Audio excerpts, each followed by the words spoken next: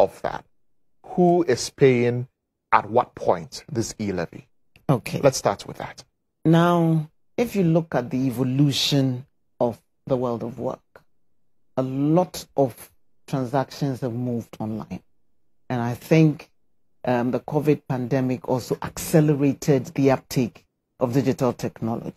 What that means is that the traditional means of providing services and paying taxes is also declining.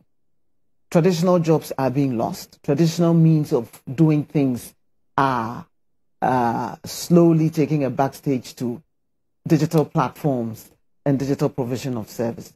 So when you look at the revenues that the state derives from income generated by everyone and the means of widening the tax net, it seems that as we have worked hard to encourage digital financial services, it is time to see how we can also contribute to the revenue generation efforts of government using those same platforms. I've long been an advocate for digital financial services and over-the-top value-added services to also contribute their quota. A lot is happening in that space, which is good. We want to promote financial inclusion. And Ghana has demonstrated that if you put in place the right measures, you can increase the uptake of technology, even by those who are seemingly illiterate or unlettered. And we've done that by the phenomenal growth of mobile financial services in this sector.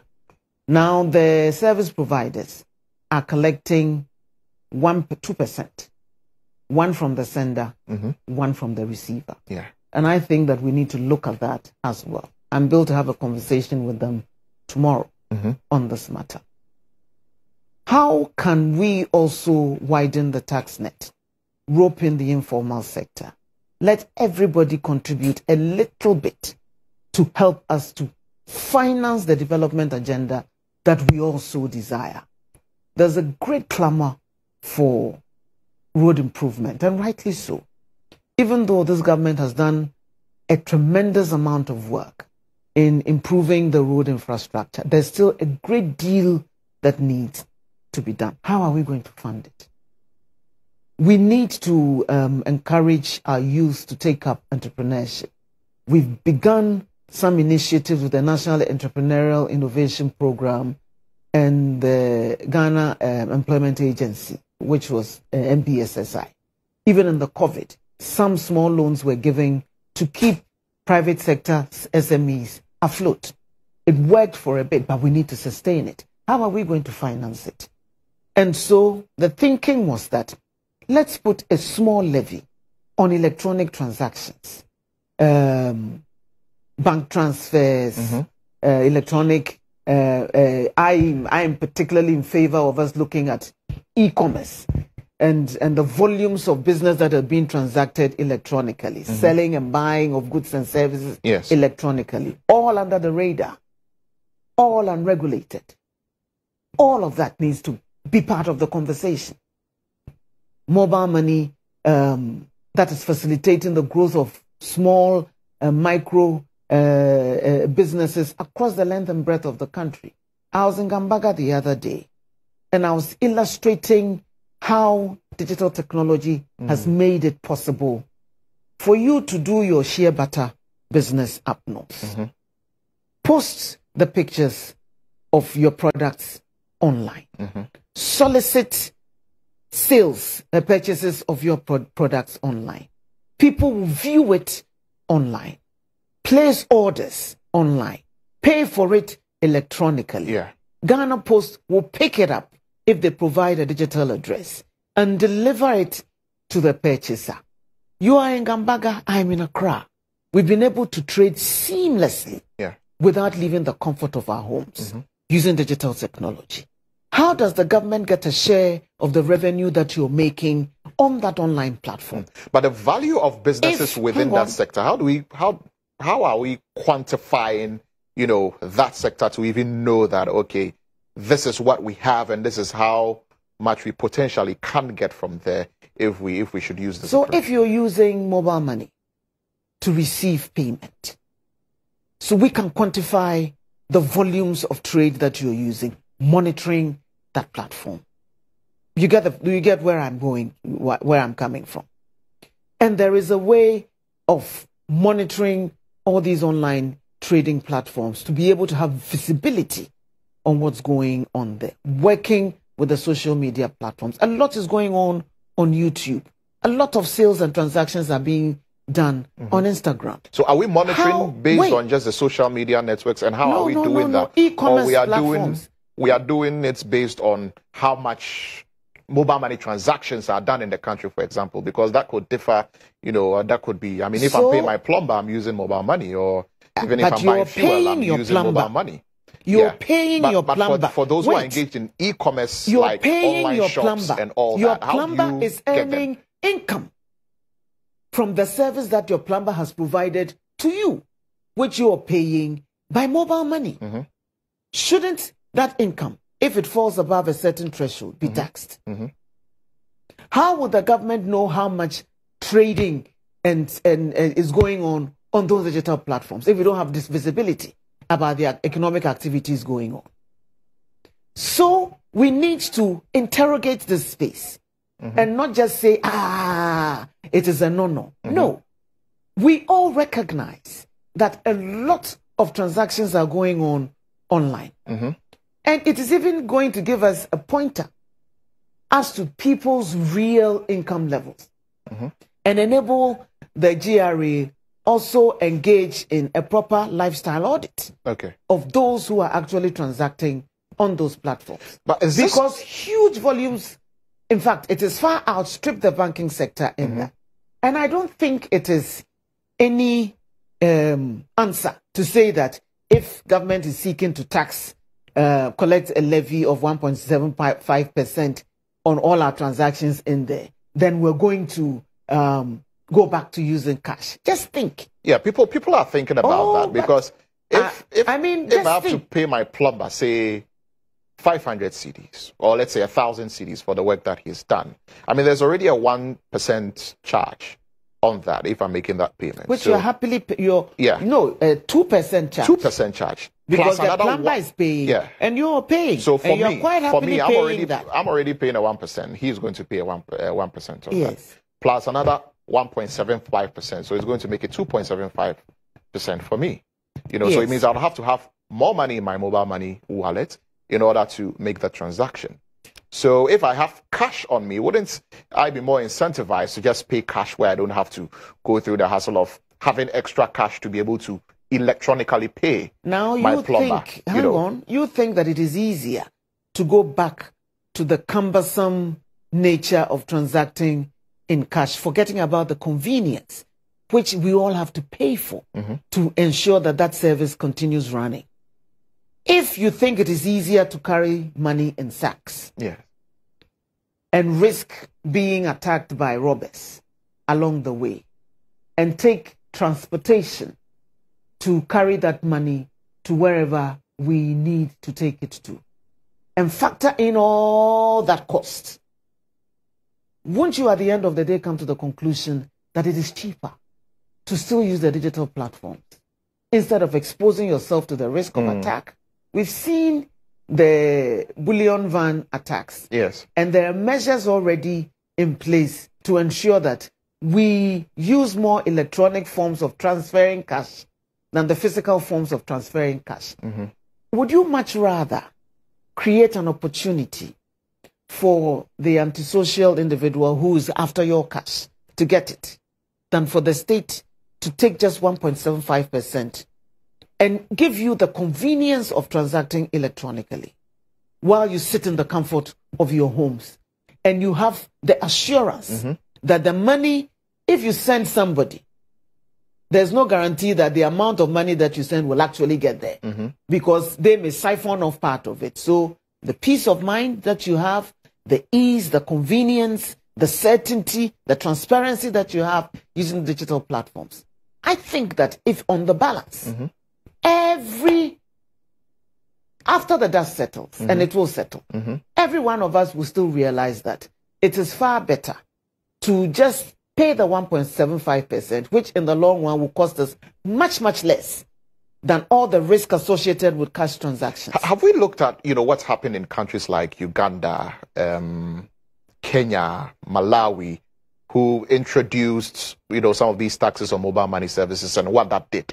I mean, ultimately, the reports are that it was counterproductive because, people began to use those services less because of the tax that it was imposed on. Have we looked at that and the effects that it could have? Of course, if people have to pay double.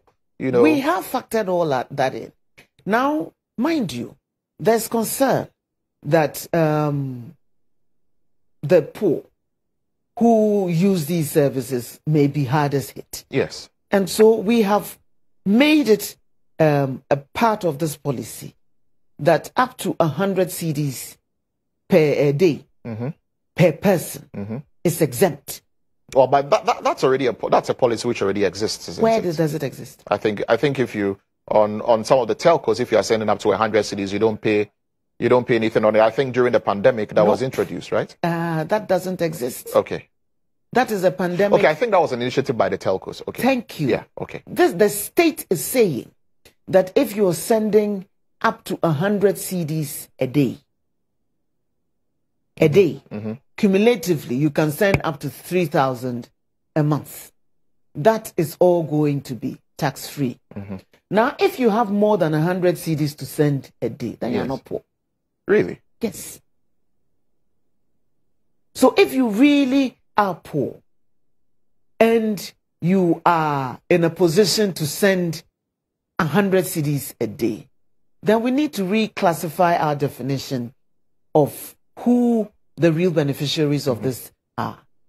And it is only the sender who pays, not the recipient. And that we need to be very clear in our minds about. Unlike the telcos, where both the sender and the receiver pays.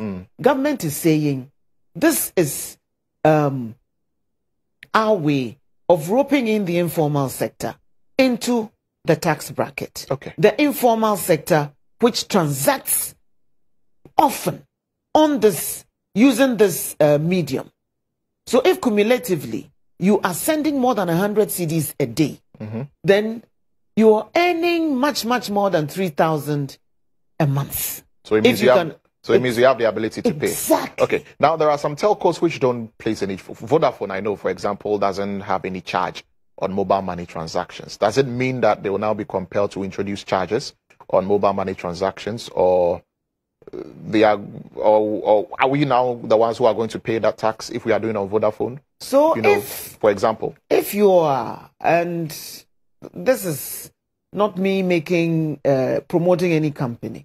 If you are an individual, yes, and you want to send money, yes, and you have the option of paying 1.75% as against 2.75% from the money that you are sending, which platform would you use? I'm asking you. Well, I assume it's a rhetorical question. No. It's a no-brainer. You have the option of paying 1.75 as against 2.75. Yeah, so it's a no-brainer. It's a no-brainer. Yeah. I would go for the option that guarantees me less payment but I was seeking the clarification. Taking. So then it means that definitely now those who transact money on that platform who don't pay anything will now have to begin to pay 1.75%. You would use the platform which guarantees that you pay much less on the money that you're sending. It makes sense to me. If you look at it that way, instead of looking at it at, say, Vodafone doesn't charge anything, I will use Vodafone because I will pay less on Vodafone than I would on, say, MTN. So I have to pay 2.75. Is this also a way to sort of bring some competitiveness to incentivize other telcos to reduce their charges or anything of that? It is a way of government widening the tax net. Okay. And having more visibility about transactions on the electronic platforms and roping in a bit more of the informal sector, which does not pay taxes on the revenues that they are earning into the tax net. If only 8% of Ghanaians pay taxes to support the development of 30.8 million Ghanaians, It's not fair. And I think this is equitable, spreading it across all of us who transact on this platform, sending more than 100 CDs a day to also contribute a little bit towards the development of this country. Now, we think it is easy to say government should do it. Government should do it. How is government going to do it? Celebrities, artists, professionals, artisans, merchants, SMEs, all of us are transacting quite happily on electronic platforms without thinking about the revenues and incomes that we're earning there and contributing a little bit of that, as everyone else in the formal sector is doing. So we think that we should be beyond the reach of government, and yet we can demand services from government when we're not contributing anything towards the development agenda of this country. I think we need to change that conversation. And we think that this is the beginning of us having an honest look at how we are also doing our civic duty in the payment of taxes to enable government to get the revenue that it requires. Everybody is screaming about the debt to GDP ratio. Yes, it is either government borrows or stimulates the economy so that we can all produce more and pay taxes on what we produce. Now we've stimulated the digital financial services ecosystem, that it is supporting thriving businesses in the SME sector, which are all beyond, or which all do not think that we should collect a little bit of the incomes that they're earning using those platforms. I don't think that's fair. Government has done its bit. Okay. We put in place the interoperability platform at our own cost. That has generated a huge upsurge in the usage of this platform, both for private and commercial purposes. So what are the figures? You know, the number of people who are registered onto various mobile money platforms, and you know, how much we potentially could be getting. What are the figures we're looking at? Or it's something that I have to give you time to refer to. A few minutes. A few minutes to refer to. Okay. I will pull up those figures. I don't want to because talk as against because the argument has been to rope a lot of people in. So we have a population of about 30 million. We have only 2.3 million or so paying. So what are the figures we're working with as regards registered mobile money? You know, in 2016, 8.3 million mobile money subscribers, active mobile money subscribers in 2016. In 2021, as at August, we have 20.5 million people. Active subscriptions in 2016, 41.3 mobile money subscriptions. So what did we do to get this trebling of people using mobile money? And it wasn't just organic growth in the industry that contributed a little bit to it, but something must have been the catalyst to getting all these people registered onto mobile money. Mobile money. And it is the mobile money interoperability platform. So that government put so what about the value of mobile money transactions, the money that we're getting for 2020, for example? I think the finance minister talked about 500 billion or so that we're getting from mobile money transactions alone. Yes, that's the case.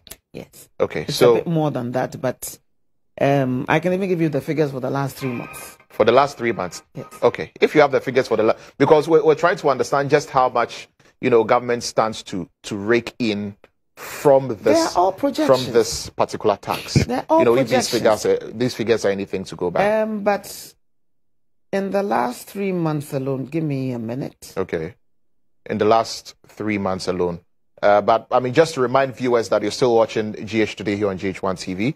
In the studio with me is the Minister for Communications, the Honorable Ursula Owusu-Ekuful, and we've been talking about some of these new taxes that the government has introduced, or should I say levies that the government has introduced on mobile money transactions. And she's been giving us the breakdown and, you know, who is going to pay what and what it has the potential to do for the people of this country in terms of raking in revenue and getting the necessary people who are supposed to pay taxes into the tax net. So that is what she has been explaining to us here on GHD. Reminding you also that the show is streaming live on Facebook, and so you can drop some of your comments in the comment section of the Facebook live stream and let us know what your thoughts and opinions are on these issues. Yeah, Honorable, you have the figures now? I think we need to talk about this, not just in terms of mobile money, because the announcement was that bank transfers, and then inward remittances as well. I just wanted us to take it one after the other. Inward remittances. Yeah.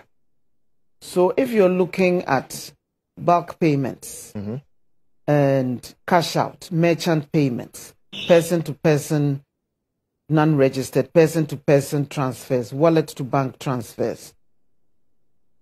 As at October, we're looking at about 11 billion. As at October? Yes, just using billion. the October figures. Okay. We're looking at 11 million from that. Is it billion or million? Million. Million, okay. 11 million from that. If you're looking at the merchants, debit payment, sending transfers to vouchers, and the cash outs, we're looking at 440 million from the merchants. If you're looking at GIPs and merchant payments and direct debit payments and organizations paying to customers and paying bills and sending monies, we're looking at 45 million. So in total, it is possible for government to get about 500 million from this in a month. In a month? It is possible. It's possible. For government to get about 500 million. Now, that is if this tax is taken. Yes. It's possible for us to get 500 million a month from all of these transactions. Yes. So that's for mobile money. No, that's for mobile money, and then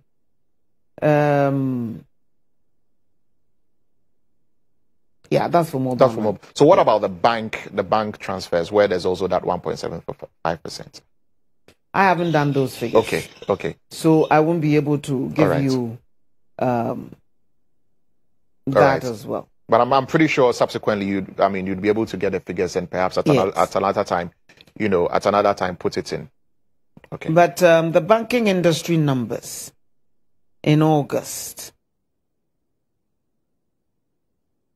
were about checks cleared were about 493,000. That's against 486,000. And the transaction value in billions of cedis was 16.4 billion. So you can extrapolate. If in August 16.4 billion and you're doing 1.75 of that, you can get the figures. Me, I don't make any pretensions of being I stay in my lane. All right. Yes. So essentially, if this is anything to go by, the government stands to gain in or to rake in a lot of revenue in order to pursue the developmental agenda. And I'm excited. I want to draw your attention to something. We played a clip earlier. There was a clip of the Vice President on Peace FM speaking to Kwame Sefaka, indicating that it will be counterproductive, so to speak, just paraphrasing, to tax mobile money transactions. He said that it's going to impoverish people, and so he doesn't see, and this was just last year, he doesn't see the essence of taxing mobile money transactions. So what has changed? What has changed? Yes. Is that in the past year, we've seen a phenomenal growth in the usage of this platform. We've seen traditional jobs moving online. We've seen government revenue from traditional sources declining as more people utilize these digital financial services. And it's clear. The evidence is all clear. We have also seen how this has energized the economic sector of this country in terms of the usage of digital financial services. And so, even in the past year alone, this industry has matured. We've been nurturing it. And there have been a lot of, I have long been a proponent of this. And I haven't hidden my desire that government should look at raising revenue from these digital financial services. There has been caution in the past in opening up the sector towards the reach of the revenue authorities, because it was thought that we needed to get a midwife it a little bit so that it stabilized. So we feel that now is the time for us to introduce. If you look at the phenomenal growth of the sector, I don't think. You don't think it will be a deterrent? I don't think so. To the growth? Look at the convenience, the ease of doing business, the savings that you get. And mind you, the alternative is scary. Go back to a cash economy. You are willing to risk all that, keep money under your pillow, and encourage people to come and dispossess you of your hard-earned income. When you just pay a little fee and transact seamlessly. I just gave you the Gambaga share butter trader example. Look at the ease. Either the person would have to carry their goods to market, paying transport costs, the inconvenience of carrying yourself from Gambaga and sitting in cars with your luggage all that way, instead of using the digital platforms that have been provided. It makes sense for us to pay just 1.75 in the income that we're earning from utilizing this platform. The revenues that we are generating from utilizing these platforms, and do the cost-benefit analysis. Okay. And you would find that it's a very small price. All right. We've got just about 3 minutes to wrap up this conversation. And two last questions. So you mentioned that if this is anything to go by, we'll have about 500 million a month from all of these transactions. So by the end of the year 2022, what is the projected revenue that government is looking to rake in from this by the end of 2022? Could be about 9 billion. About 9 billion, yes, from this tax alone. And you mentioned earlier that you're going to speak to the telcos about this 1% from the user, 1%, from the receiver. What is your ministry really going to do to try and cushion? No, we're going to have a conversation about the imposition of this levy. Yes. The service fees that they're currently charging. Yes. How to configure their systems so that this levy can be imposed, and what else we can do in the sector to stimulate the growth of the usage of this platform. Is there not going to be any conversation about how the subscriber can have a little bit of respite, so to speak, with regard to the charges that are paid? Because there are already charges that they are charging, and this tax is coming. So is your ministry going to have that conversation to help them? Let us have the conversation about service fees, the levy, how to stimulate the usage of this platform going forward, continue to stimulate the usage of this platform going forward. And at the end of that conversation, whatever comes out of it, we'll put before the public. Okay. I don't want to preempt any decision that may be taken, because we need to have the conversation before we arrive at a conclusion.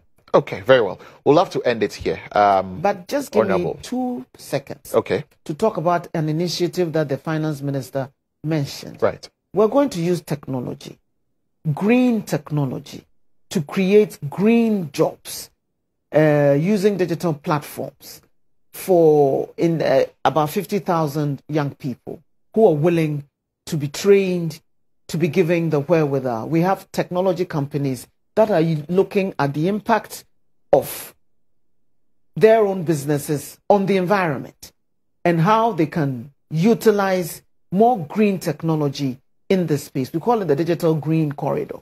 And Ghana is working with the African Union and the Continental Free Trade Area and has signed up global industrial giants to see how we can train more people in using in acquiring green skills to create green jobs using digital technology.